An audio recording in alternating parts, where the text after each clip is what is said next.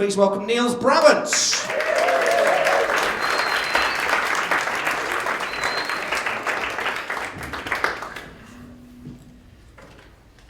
So there are good news and bad news. Shouldn't be too surprising. German guy on stage speaking to lots of people normally is bad news. We're doing this study now for nearly 10 years, and what we're looking at is why are some speakers booked out for a couple of years and others are not. The whole start of it was when a UK company approached us and said, we think that speakers are of no value. That was the phrase. So the first title of the speaking study was, do we really deliver value? So the good news is, yes we do.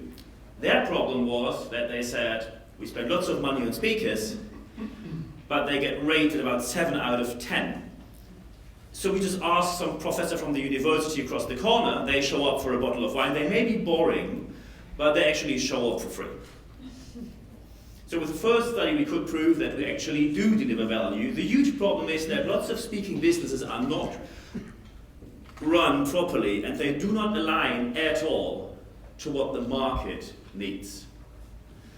Just to give you some numbers, is the speaking market growing? Yes it is, that's good news. Yes, correct. Thank you, thank you. It's always good to me. As a scientist, you always rely on outside confirmation. Who needs data?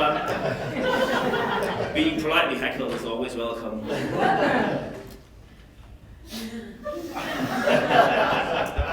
What sort of heckles do you want? Michael, the last time I was here on that stage was about 1.5 years ago, and I told you, sooner or later we're going to have the Michael Dort Memorial Heckle Award. Michael, yeah? Memorial Heckle Award. Hearing this from someone with a German accent will scare the hell out of me.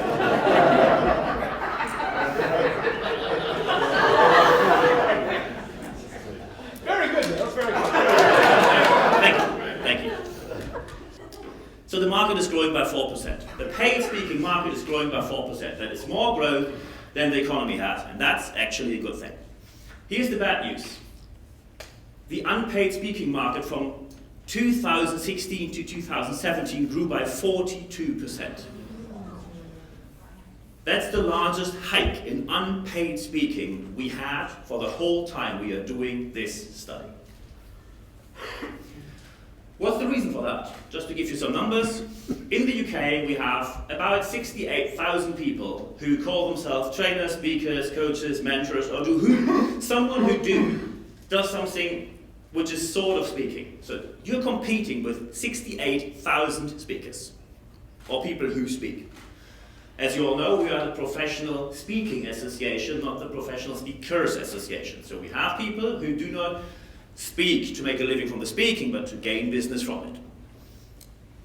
From these 68,000 people, 45,000 are living or approaching or selling to the London area. All good. Running well. So every year, about 4,000 people enter the market. Most of them, and that is a huge change from the past, in the past we had people who had their career, for example, they were very successful project managers, became more successful and more successful, suddenly someone asks them, could you give a speech about that? And they started with 1 speech, 2 speeches, more speeches, and suddenly they realized, I can make a living from that. And then they started to do so. 4,000 people entering the market nowadays normally look slightly different. So step 1, they were made redundant in a large corporate area. They did something with, I don't know, selling, sales, marketing, health. They just feel they are an expert in something. There is hardly any track record whatsoever that backs this. So then they enter the market and try to sell from scratch, paid speaking to a corporate area. Hopeless, absolutely hopeless.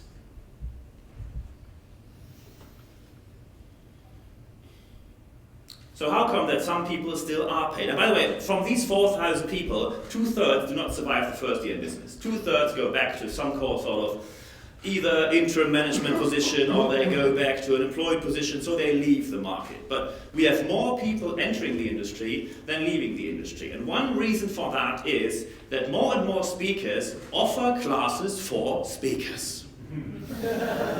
We, meanwhile, have, I think, more speaker coaches than speakers on the market. And when you look into the legal industry, every single successful lawyer will tell you, you always realize when a lawyer is not successful that they sell classes to other lawyers. Because lawyers are busy doing work for their clients, their mandates. Speakers who only sell to speakers are no role model to follow up. Unfortunately, when I speak to speakers, they nod, and then they say, but on Saturday I have this amazing free event, and I'll just give you an example. Speakers are, for whatever reason, not open for facts, even if they are blindingly obvious. Just an example for that. I was approached, so I stayed at a hotel in London, and I saw there is one of these wealth workshops. I'm not going to give you any other word on that, because then you would know which wealth workshop it is, and I just stood there, and one of their staff approached me and said, oh, are you a speaker? Because there was a huge poster out there, become a wealth speaker, 10 grand per day, the typical stuff. And I said, yes, I am a speaker. And they said, it's a free workshop, do you want to join? And I said, well, could be useful for the study. I have an hour to wait, because as usual, the guy from the UK I want to meet is late. That's a sort of core competency in the UK, not sticking to mind. Is this the Niels Brabandt memorial speech for us?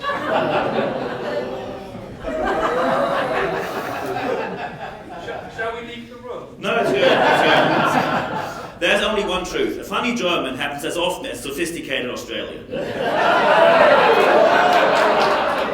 planned that yesterday. So I went into that workshop, and it turned out I was sitting in the back, and suddenly the speaker on stage said, we're talking about opportunities. And there are people who take opportunities, and the gentleman in the back just spontaneously went in because he saw the opportunity. Would you please go on stage?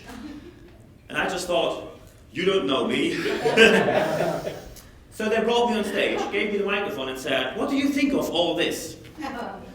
So I took the microphone and said, well, I think that's one of these free speaking workshops of people who actually do not have any appearance in the real world speaking market, and tried to rip off people on selling cheap workshops with a shortcut that doesn't exist. Got cut off, got sent off the event, surprisingly.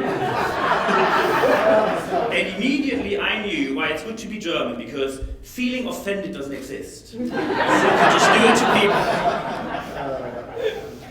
It's like when people in the UK do this, to tut at someone.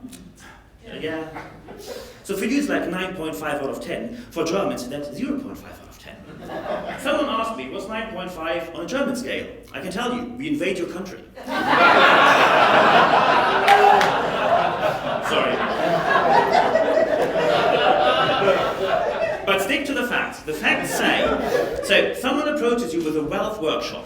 It's on a Saturday, which is not a business day.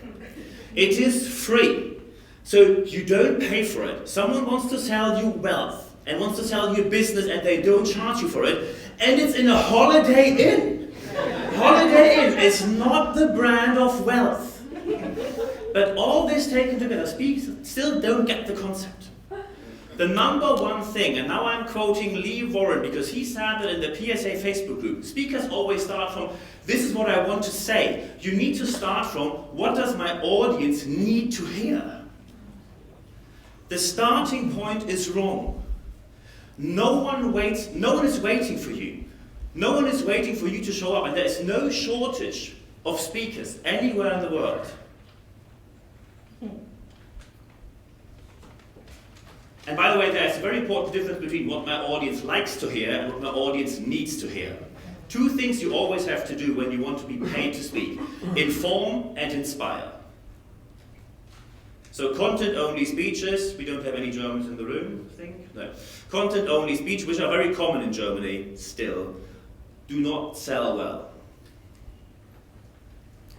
So you have to be very sure what is the offer you make. And there are different ways how you can get paid speaking gigs.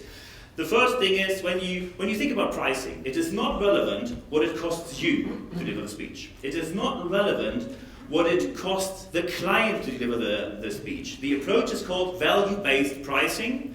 What is the value of the solution you deliver? And often the value of what we have seen is very low. Because people say, people will be more motivated afterwards. Great. Or people say, you will have a happier staff afterwards. Amazing. So, just picking someone from the audience. You speak about? Sales. Sales. Yeah, there are only about 500,000 people in Europe who speak about that. So, what's the benefit of what you speak about? They'll sell more and keep customers longer. So, how do you make that happen? I give them skills, tools, and tips, and I motivate them to go out and sell more. So let's say I am a fitness brand, and I am a known fitness brand. I may lead the market. Why should I book you? Because if you book me, then your staff, everybody in the organization will watch for opportunities to keep customers and upsell them in every moment that they're there. So you want to tell me that people who are not working in sales start to sell? Yes. And that's why she gets booked and paid. Good. And by the way, I'm going to mention a couple of people in my speech. None of the people have a clue that they will be mentioned. I didn't talk to her that I'm going to do this. So I would like to, sorry for stressing you, but I'm not sorry about it. If it wouldn't have worked, you would just lost business. So good news is there are paid speaking gigs. Bad news is there is a myth. And the myth is that the gap between male and female payment is becoming better. It's worse than ever. Female speakers get paid, for the first time since we do this study, female speakers get paid a bit less than half of what their male colleagues get paid. So that now there are different reasons for that. When we started to do the study, the main reason was different networks. People come from elite universities, old boys network. But meanwhile, I know I'm walking on a very thin line now, we have quite a number of female speakers where I have to say it's your own fault. Number one, you pitch lower from the beginning. I have no idea why, but when we talked to these speakers, they said, I think I'm not worth more. Low self-esteem is a huge problem in the speaking industry. People think I'm not worth it. So people start to give £1,600 presentations to HSBC because they got negotiated down and they hope there will be business afterwards. It's a multi-billion-pound bank. You're asking for money that is not even pocket money for them. There is no difference for them in between 1,600, 5 grand or 10 grand. So stop to negotiate your fee down. And fortunately, we finally have someone at PSA who did exactly that. Stand your ground with your fee, stand your fee. And that person is Joy Marston. She gave me a call, and after she heard my speech last year, Staffordshire, she started to say no when people said, we don't have budget for you. Can you get a bit cheaper? And she just said no. And she said 11 out of 12 clients who did that came back to her, and suddenly they found budget. Found budget. That is something which you only have in the UK, and we have it a bit more west of here as well. It's called the magic money tree. Something that obviously only exists in the UK. When people want to pay you to speak, there is hardly any difference if you negotiate or if you do not negotiate. They want you or they don't. When someone wants to negotiate your fee down, it's their job to do that. So when you, for example, talk to a purchasing department or to someone from HR, they often get told, could you please ask if they would show up for less, but if they don't, book them. Stand your fee. Negotiating does not make any sense. If you do free speaking and you think you can earn something afterwards, if you have a service which is based on selling completely different services, especially online services or services where you don't really have to work for, if you want to do free speaking and you think you sell something afterwards, you must be very sure that the audience is completely tailored to your needs and has money to spend. Martin Limbeck, the leading German sales expert, says, when an event organizer has no money, the same applies to the audience. And science backs that.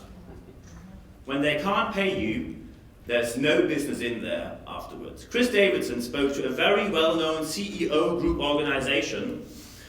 He regretted it afterwards because when he actually was approached by one of the CEOs in that group and he was asked to do a full-day presentation class, the CEO said, I know it's going to be more expensive, so I'm really willing to pay £600, £800 for a full day when you come down to London from West Kirby up north, close to Liverpool.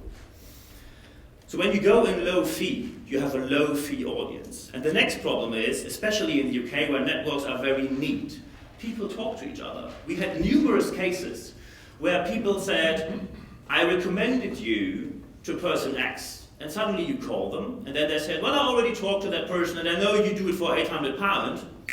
No way to get away from that. You did it for no money, you get referred to no money clients. You do it for little money, you get referred to little money clients. When I get approached by companies to speak for them, at least 1 out of 5 says no and stays with a no due to the fee I asked for, and I can live with that.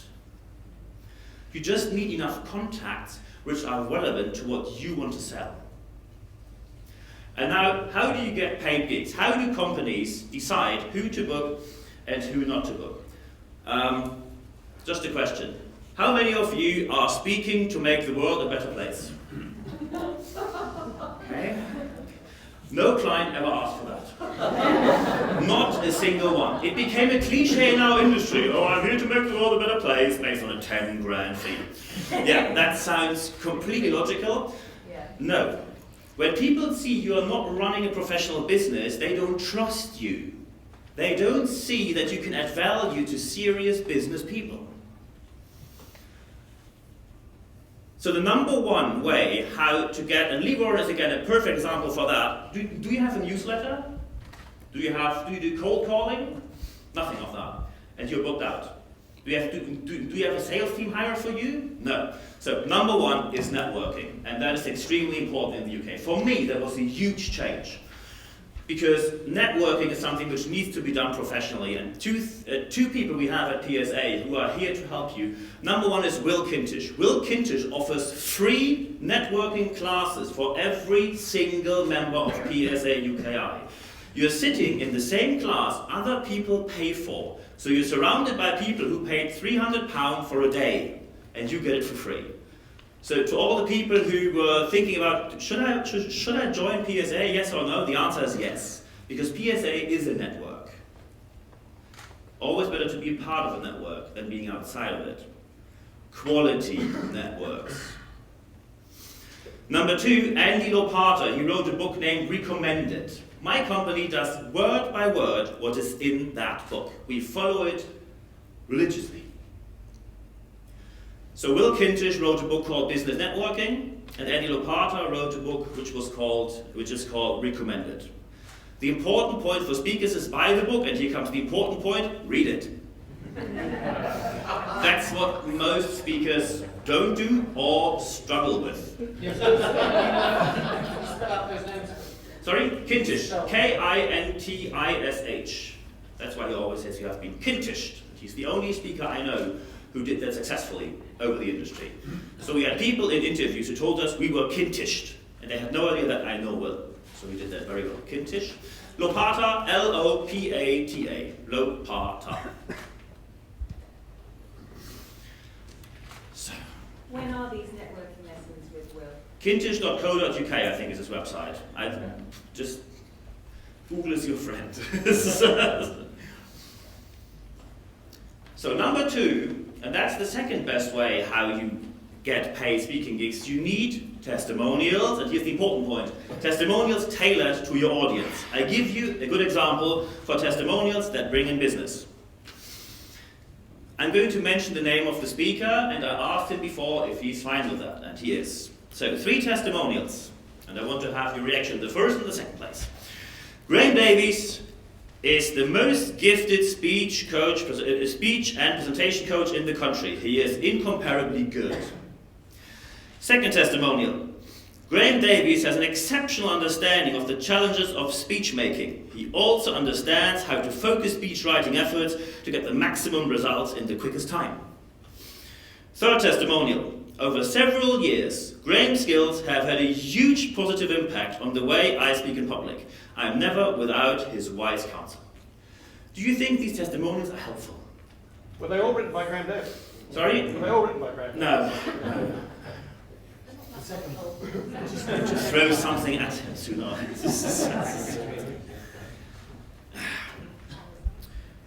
You think they're helpful? Yeah. So here's the important point. Where are these testimonials coming from? The third testimonial, the Right Honourable Sanjit Javid, MP of the Conservative Party.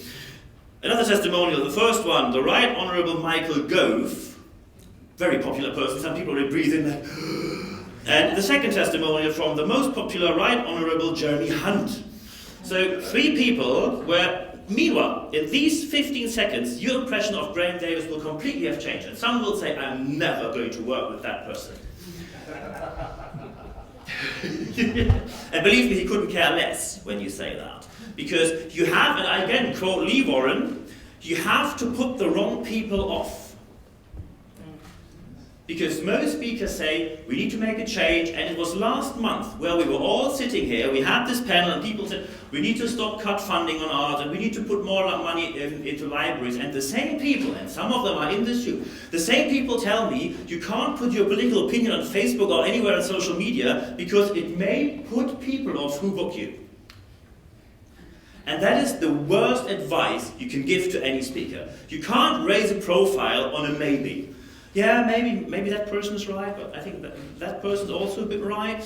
Your profile is based on having a very clear point of view on a couple of things, and politics is one of them. So when you go on the Facebook profile of Lee Warren, he doesn't hold back with his political opinion, which is, I don't think, that much of a Tory political opinion. It's pretty much the opposite of it, maybe. So your opinion has to be very clear, and most, especially when we had recent changes, for example, in sales, the GDPR will change how people do business. And lots of speakers told me, yeah, I'm not going to put my message out there because I don't know how my client is going to react, so I'm going to wait for a bit. Whilst you are waiting, others get the business. You need a very clear point of view. Alan Stevens always says, be controversial but not argumentative. And that's spot on. But if you're not controversial, name one famous person you know who is not controversial. Singer, musician, comedian. Some people only made their whole profile on being controversial. I have been on the charity board of Soho Theatre as a best friend for quite some time, and we prayed the night before Frankie Boyle had gigs in our location, because every single time afterwards we received complaint letters in quite a significant amount of numbers, and he was asking for how many came in. And when there were none, he just said, oh, it was too nice, the program. So you need a very clear point of view of what you're talking about. Unfortunately, most speakers don't. Project management, still people are talking about smart goals. Smart goals. These kind of information are available on the internet. You don't need a speaker for this. You don't need to pay someone for it. Even if you want to talk about smart goals, what is your take on it? I just got one gig out of a blog post of last week where I say smart goals do not work because our realistic simply is the death sentence for innovation. When you set every single goal in a realistic way, you will never get better at anything. If someone would have told you that the Gotthard Tunnel in Switzerland will be finished a year earlier and under budget, anyone would tell you that's not realistic. But it happened exactly that way. So when you talk about something, and maybe it's based in science or it's motivational, people want to know what's your take on it. What's your take on that topic? As soon as you just repeat available knowledge, you will not get booked.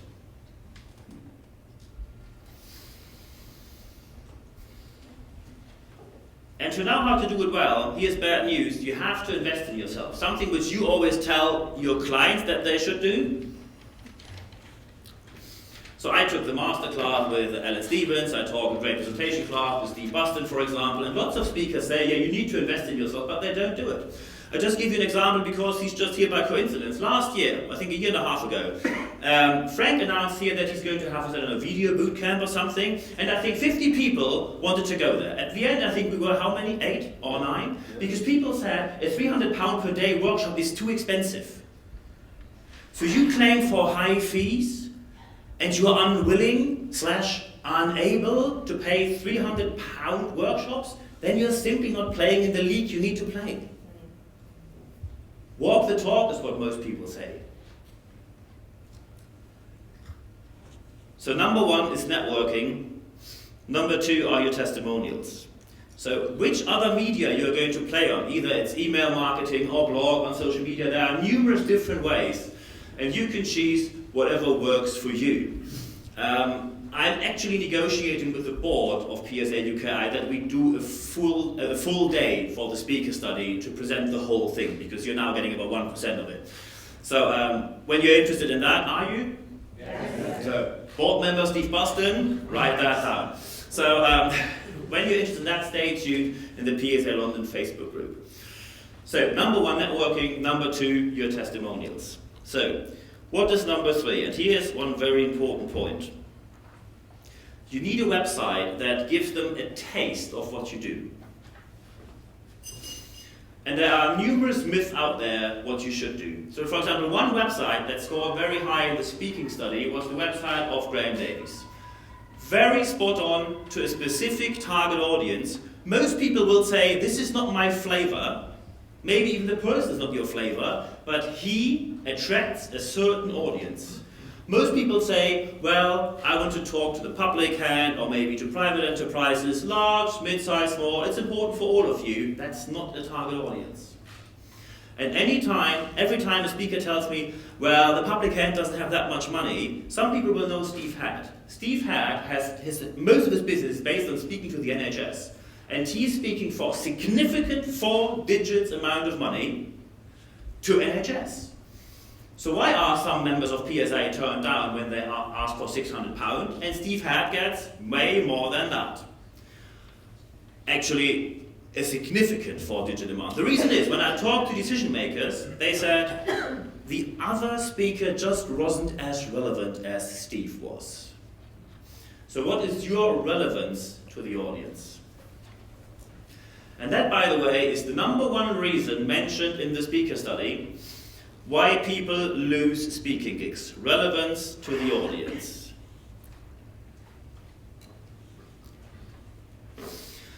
To become more relevant, there's a book you should read. It's written by Heather Townsend, PSA member. Heather Townsend and John Baker wrote it together. It's called The Go-To Expert.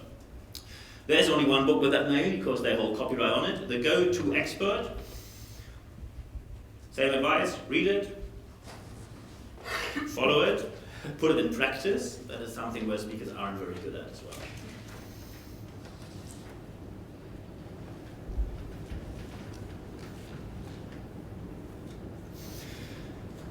So now people often ask me, what are specific numbers about the speaking industry? And now there's something I really don't want to generalize, but when you want to have a hint where the speaking industry goes to, when you want to charge at the top 1% of the market, the top 1% is £5,000 for a speech. That's the top 1% in the market, as long as you are a non-celebrity speaker. A non-celebrity speaker charges about £5,000 when you are in the top 1%. If you want to be in the top 10%, £3,000 to £5,000 is the top 10%. Below the £3,000 mark, you are normally not handed to decision makers, but to some sort of assistant. Someone is talking to you, who will then talk to someone, who will then talk to someone, and then present it to someone else. So the whole fascination you create in the first place will get lost throughout the process. And this is why I tell people, do not speak for less than £3,000, because suddenly you talk to people who are only indirectly connected to the decision-making process. It is better to lose a couple of clients on low fees and win others on high fees, because normally, and that's what clients meanwhile ask for, when you were a great speaker, they ask you for doing workshops, coachings. Especially coaching is becoming more and more relevant because it can be done via the phone or via Skype. And then we get to one thing which is also strongly growing, especially in my business as well, and that is virtual speaking. We hardly see any speaker offering virtual speaking on their websites, on their LinkedIn profiles, anywhere online. But virtual speaking is what attracts lots of clients because A, they save travel costs, B, it's more flexible, and the advantage for you is you don't have to leave your house in most cases. So what we need to focus on is what our clients really ask for. What we do focus on often in associations is we focus on something clients hardly take care of at all, and that is some specific stagecraft stuff. Like, you have to put the good things on that side, so I leave this here, and the bad things have to be on that side, so I put this here, and this is the center of power or something. Clients don't give a... Put in any German swear word you like, yeah? But clients don't care about this as long as you're not an actor, a comedian, or a presentation coach. As long as you don't speak about these specific topics, they don't care much about your stagecraft. The number one best paid speaker we found in the study was a dentist from Sweden. His website was a domain that directed to a PDF. The PDF was 120 pages study, text only, not a single table or graphic in there. He charges $25,000 per speech and is booked out until 2021. How did he do that? So I called him, and he said he doesn't know. So that was very helpful. Maybe because he didn't speak English? No. So I called companies who booked him, especially pharmaceutical companies, and they said, there is some jaw disease. I'm not a dentist, some jaw disease which was labeled as this can't be treated, people will have to handle it, period. And he found a solution to this. He has shown us how we can do medical treatment, surgical treatment, and there are thousands and thousands of dentists, surgeons, and especially pharmaceutical companies who want to focus on exactly this disease. This is what I call a niche product. But most speakers, I speak on leadership, okay, another one. I speak on sales, okay, another one.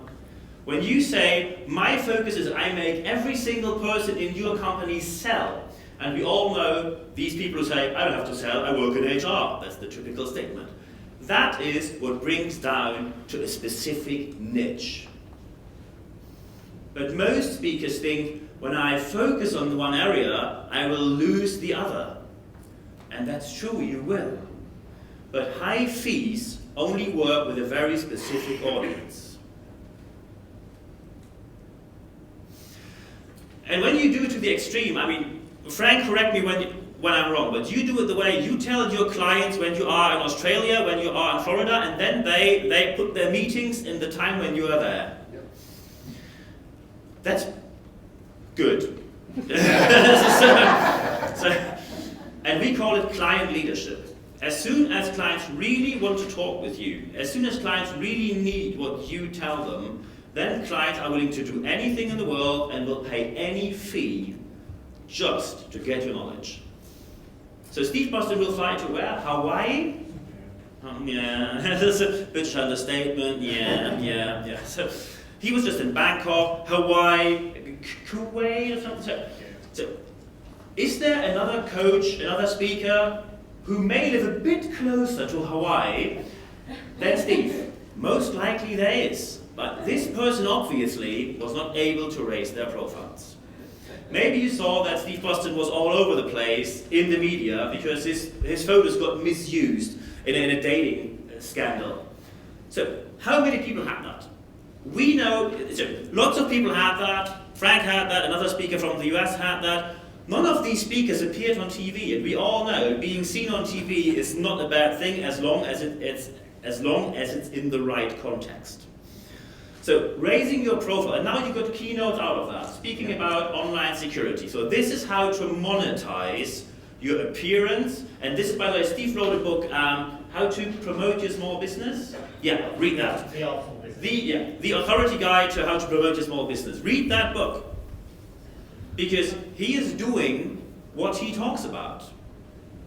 And most speakers are just desperately trying to get any kind of speaking gig, and then they end up doing unpaid speaking. Unpaid speaking to get paid speaking afterwards is something that does not make sense at all. And as a professional association, we need to end this. We need to label it as non-compliant with professional behavior. I know that's very German.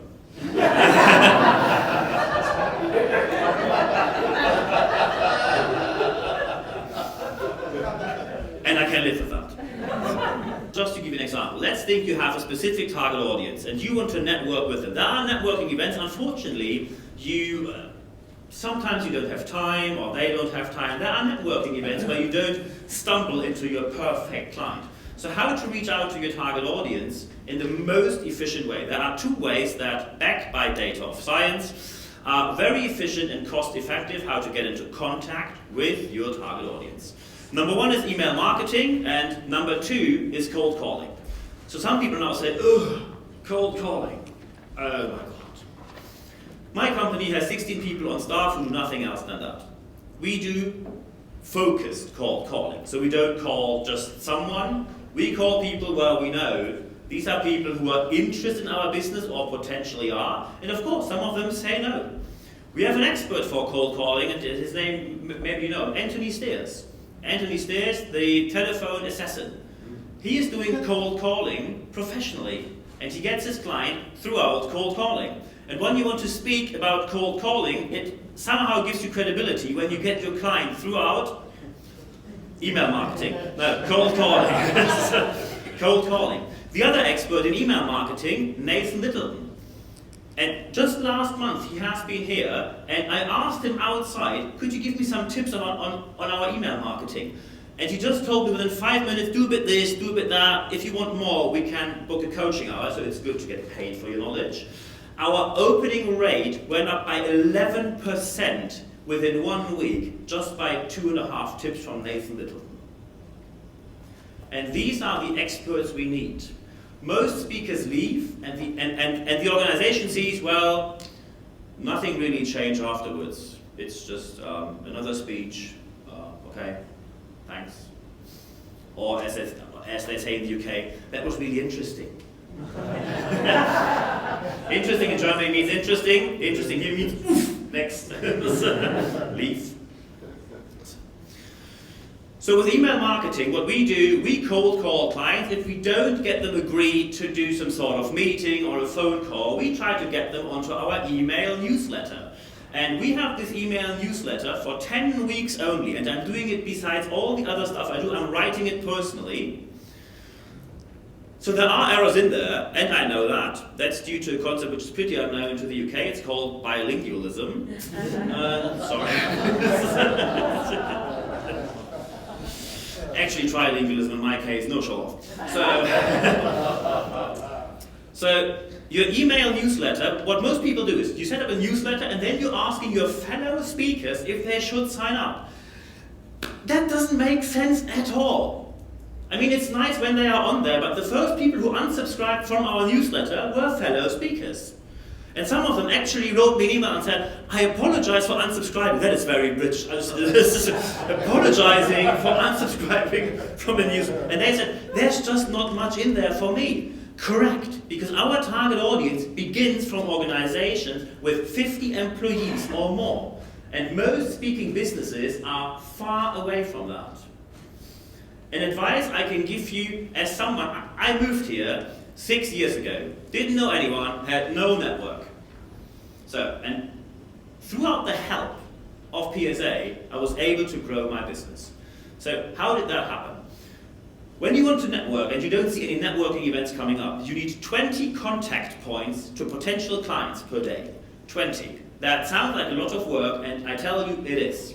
20 means it could be a phone call. It could be an email on LinkedIn. It could be some message on social media. It could be a text you send them for their birthday and just want to have a catch up or something. But you need 20 contact points per day.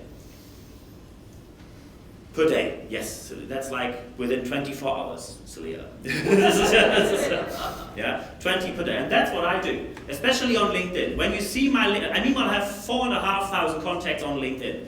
Each and every one of them have either seen me somewhere, or we had a phone call, or we met somewhere, but I am adding every person who could be of use to me to my LinkedIn network. It's very simple. Why? As soon as I call any other client, so I give you an example. Taylor Wessing, pretty large lawyer company, is a client of us. We won Freshfield, another lawyer company. How did we do that? We called them and said, well, we already work with Taylor Wessing, may you be interested in? And suddenly they were interested. And of course they wanted to know, who did you work with, etc., etc. but you gain credibility. Most speakers set up their business, have a website, and then you wait until the phone is going to ring. Surprisingly, it's not. The point you have to start from is no one is waiting for you. Very German again, I know. But that's the point you really have to start from. The world will not change just because you start a business. And unfortunately, we are sometimes not even very good to promote the people who do it very well. I'll give you an example.